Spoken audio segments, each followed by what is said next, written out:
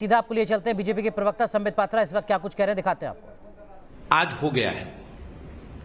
जब भी हिंदुस्तान में कुछ अच्छा होता है, जब भी हिंदुस्तान में कोई खुशी की बात होती है और भारतवर्ष अच्छा परफॉर्म करता है, तो कहीं ना कहीं कांग्रेसियों को चिढ़ होता है। कहीं ना कहीं राहुल गांधी से रुका नहीं जाता है और राहुल गांधी कहीं ना कहीं उस पूरे विषय पर प्रेस कॉन्फ्रेंस के माध्यम से एक प्रश्न चिन्ह लगाने का काम करते हैं, एक अड़ंगा लगाने का काम करते हैं।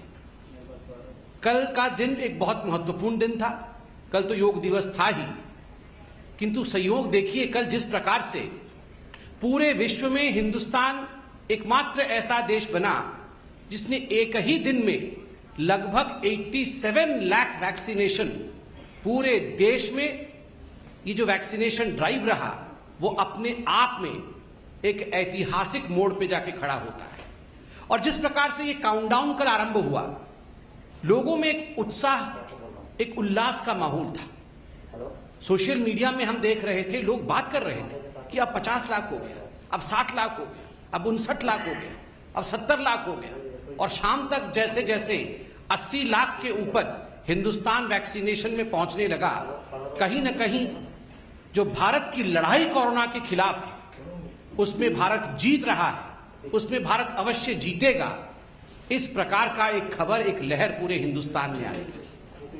किंतु दुखद है कि आज सुबह राहुल गांधी ने प्रेस कॉन्फ्रेंस करके एक व्हाइट पेपर की बात की और कहीं ना कहीं अड़ंगा लगाने का काम किया है। बंधुगण, आप सबने इस कोरोना की लड़ाई को शुरू से ही देखा है। आरंभ में ही राहुल गांधी और कांग्रेस पार्टी ने जब भी इस लड़ाई में निर्णायक मोड़ आए, उस समय उन्होंने राजनीति करने की भरसर प्रयास किए। कहीं ना कहीं इस लड़ाई को डिरेल करने का अथक परिश्रम राहुल गांधी ने किया है। मैं तो कहूंगा अथक परिश्रम राहुल गांधी जी ने भी किया है। और अथक परिश्रम केवल और केवल इंडिया की जो लड़ाई है कोरोना के खिलाफ, कैसे इंडिया उससे डिरेल हो जाए, उसमें अथक परिश्रम राहुल गांधी जी ने किया है। बहुत टायरलेस एफर्ट किया है। आप याद रखिए, जब लॉकडाउन की परिस्थिति थी, पहली बार भारत सरकार ने लॉकडाउन किया था, उस समय उसी लॉकडाउन को तुगलकी लॉकडाउन कह के भारत के जो युवराज है कांग्रेस पार्टी के, राहुल गांधी ने संबोधित किया था, ये तो तुगलकी लॉकडाउन है। तुगलकी लॉकडाउन से लॉकडाउन क्यों नहीं हो रहा है? हमें वैक्सीन चाहिए से इस वैक्सीन में तो गाय का खून मिला हुआ है। हमें वैक्सीन क्यों नहीं दे रहे हैं से जब कोवैक्सीन आता है और छत्तीसगढ़, राजस्थान इत्यादि राज्यों में कोवैक्सीन सप्लाई की जाती है, तो कांग्रेस शासित राज्य मना कर देते हैं वैक्सीन लेने से। वैक्सीन हेजिटेंसी को बढ़ावा मिलता है। ये सभी विघ्न बाधाएं राहुल गांधी ने भारत के कोविड लड़ाई में खड़ी की है। मैं तो आज राहुल गांधी को एक अनसॉलिसिटेड एडवाइस भी दूंगा। वो शायद हमसे एडवाइस नहीं चाहते हैं, मगर फिर भी मैं दूंगा कि कब तक आखिर आप ये वर्चुअल प्रेस कॉन्फ्रेंसेस करते रहेंगे? कब तक ये वर्चुअल प्रेस कॉन्फ्रेंसेस करेंगे? कभी रियल काम तो करिए। कभी कांग्रेस शासित राज्यों में जाइए और वहां किस प्रकार की परिस्थिति है, वहां कैसे वैक्सीन प्रॉफिटियरिंग हो रहा है पंजाब में, वहां किस प्रकार से वैक्सीन वेस्टेज हो रहा है राजस्थान में, किस प्रकार से वैक्सीनेशन सही तरीके से नहीं हो रहा है छत्तीसगढ़ में। आप वर्चुअल से निकल करके रियल ग्राउंड में जाके समीक्षा करिए राहुल गांधी जी। आज भी मुझे आश्चर्य हुआ, राहुल गांधी जी अपने प्रेस कॉन्फ्रेंस में डिसेंट्रलाइजेशन की डिमांड कर रहे थे कि ये जो लड़ाई है कोविड के खिलाफ, ये जो वैक्सीनेशन का प्रोसेस है, अगर डिसेंट्रलाइजेशन होगा तो वो ज्यादा अच्छा होगा। मुझे तो कभी कभी लगता है कि कंफ्यूजन और राहुल ये पर्यायवाची शब्द है। Confusion is thy name. Rahul Gandhi ji का नाम ही कंफ्यूजन है। He is Confucius Gandhi. हमेशा कंफ्यूजन होना चाहिए, नहीं होना चाहिए, वैक्सीन लेना है, नहीं लेना है, लॉकडाउन करना है, नहीं करना है। हर विषय को लेकर एक कंफ्यूजन की स्थिति को उन्होंने उत्पन्न करने का काम किया है, राजनीति करने का काम किया है। आज उन्होंने व्हाइट पेपर के बारे में कहा है कि एक व्हाइट पेपर वो जारी कर रहे हैं और कुछ बिंदु उन्होंने कहा है। बंधुगण, हम भी एक व्हाइट पेपर लेकर आए। ये हकीकत है जो आज आपके सामने हम बयां करने वाले हैं। मैं कुछ सवाल पूछूंगा और उसका उत्तर भी मैं ही दूंगा, क्योंकि हम जानते हैं कि उसका उत्तर राहुल जी नहीं देंगे। सवाल नंबर 1, ये जो सेकेंड वेव हुआ है ये कहां से शुरू हुआ? कांग्रेस शासित राज्य से शुरू हुआ।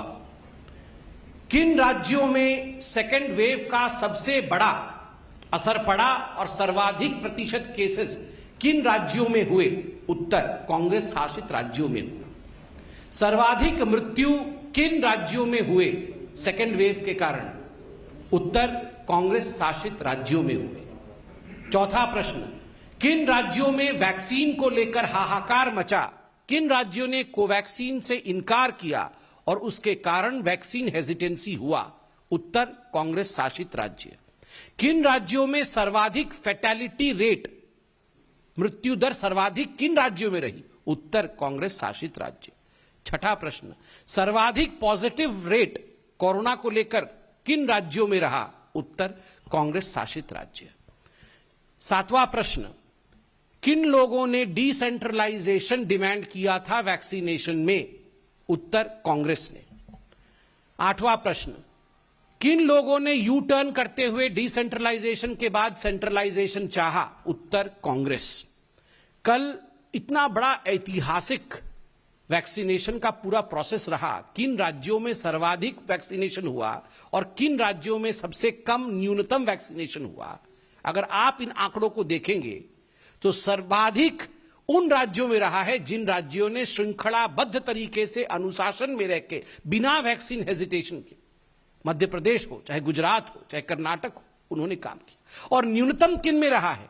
कांग्रेस शासित राज्यों में न्यूनतम वैक्सीनेशन हुआ।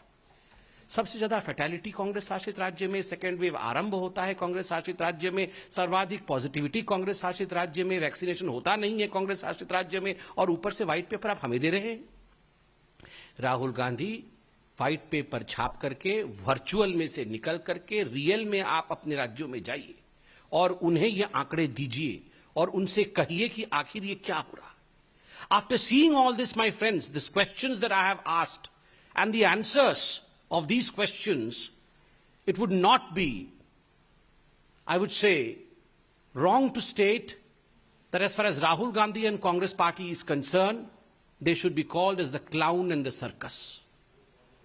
जो मैंने आपको आज प्रश्न और उसके उत्तर दिए हैं, इनके बाद ये कहना अतिशयोक्ति नहीं होगा, ये बुरा नहीं होगा कि राहुल गांधी और कांग्रेस को क्लाउन और सर्कस के साथ कंपेयर किया जाए। ये एक सर्कस बना के रखा हुआ है कांग्रेस पार्टी ने, हर विषय में राजनीति करना। और बंधुगण, पिछली बार जब हमने प्रेस कॉन्फ्रेंस किया था, हमने, भारतीय जनता पार्टी ने एक बहुत महत्वपूर्ण सवाल पूछा था। आज मैं पुनः वो सवाल भारतीय जनता पार्टी की ओर से दोहरा रहा हूं। हम उत्तर चाहते हैं। पिछली बार कांग्रेस पार्टी ने तो उत्तर नहीं दिया था, मगर उनके कुछ हितैषियों ने अवश्य उत्तर देने का प्रयास किया था। प्रश्न था, जिसको मैं दोहरा रहा हूं, क्या राहुल गांधी जी ने वैक्सीन ले लिया है? Rahul Gandhi, are you vaccinated? क्या प्रियंका वाड्रा जी ने वैक्सीन ले लिया है? Priyanka ji, are you vaccinated? Robert Vadra vaccinated हैं या नहीं है? बिकॉज जो कांग्रेस की फर्स्ट फैमिली है, क्या ये फर्स्ट फैमिली वैक्सीनेटेड है या नहीं है? आप 1000 वर्चुअल पीसी कर लीजिए, किंतु एक तस्वीर लाखों शब्द बयां करती है। यही कांग्रेस पार्टी है ना जिन्होंने प्रधानमंत्री को टॉन्ट मारा था कि प्रधानमंत्री आपको पहला डोज लेना चाहिए, फोटो अपलोड करना चाहिए, वीडियो अपलोड करना चाहिए वैक्सीन लेते हुए, तब जाके हिंदुस्तान की जनता को लगेगा कि वैक्सीन से कोई खतरा नहीं है और हम वैक्सीन लेंगे। प्रधानमंत्री जी ने जब उनका मौका आया, अर्थात उन्होंने लाइन जंप नहीं किया, जब उनका मौका आया उन्होंने पहले जाकर सुबह सुबह वैक्सीन लिया and yes he posted the pictures. वो फोटो उन्होंने सार्वजनिक किया ताकि लोगों के मन में किसी प्रकार की शंका न रहे। ये जो कांग्रेस का प्रथम परिवार है, फर्स्ट फैमिली है, ये एक फोटो लगा सकती है या केवल वर्चुअल पीसी ही करते रहेंगे? और तो और आश्चर्य का विषय है, इसमें भी गड़बड़ झाला है।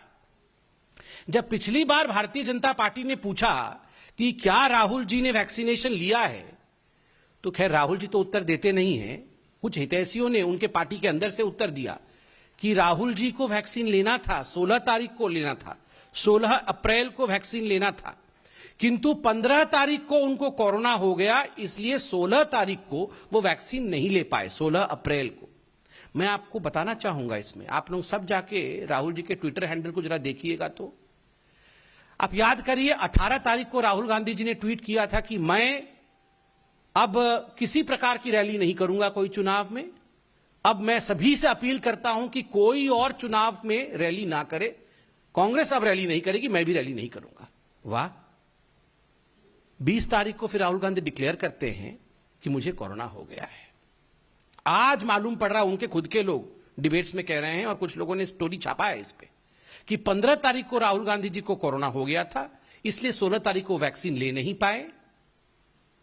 फिर वो जो मोरल हाईग्राउंड लेने की कोशिश 18 तारीख को कर रहे थे कि मैं अब रैली नहीं करूंगा, आप इसमें भी, कोरोना में भी, मैं तो ईश्वर से धन्यवाद करता हूं कि राहुल जी ठीक होकर, स्वस्थ होकर हमारे बीच में आए हैं, किंतु इसमें भी राजनीति कर रहे थे। आप कोरोना हुआ था और आप कह रहे थे कि मोरल हाईग्राउंड लेता हूं, मैं रैली नहीं करूंगा, और उसके 4 दिन बाद आप डिक्लेयर कर रहे थे कि मुझे कोरोना हुआ है। मुझे लगता है बीमारी की हालत में इस प्रकार की राजनीति कभी नहीं होनी चाहिए। बीमारी के साथ राजनीति नहीं होनी चाहिए, वैक्सीनेशन के साथ राजनीति नहीं होनी चाहिए। और इन विषयों पे, चूंकि वो एक पब्लिक लीडर हैं, सारे विषयों पे बोलने का उनका अधिकार है, किंतु क्या वो वैक्सीनेटेड हैं, और अगर नहीं है तो जो उनके हितैषी कह रहे हैं क्या उसमें तथ्य है, इन विषयों पे वो अपनी सफाई दें। आज मैं इतना ही कहना चाहता था। बहुत बहुत धन्यवाद। कोई प्रश्न हो तो अवश्य पूछें।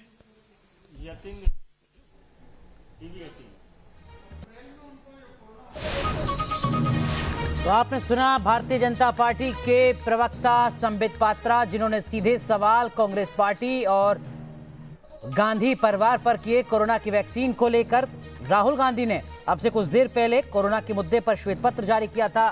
बीजेपी की प्रेस कॉन्फ्रेंस में संबित पात्रा ने उसी श्वेत पत्र पर कई बड़े सवाल खड़े कर दिए हैं। देखना होगा कि अब कांग्रेस पार्टी बीजेपी के इन सवालों का जवाब किस तरीके से देती है।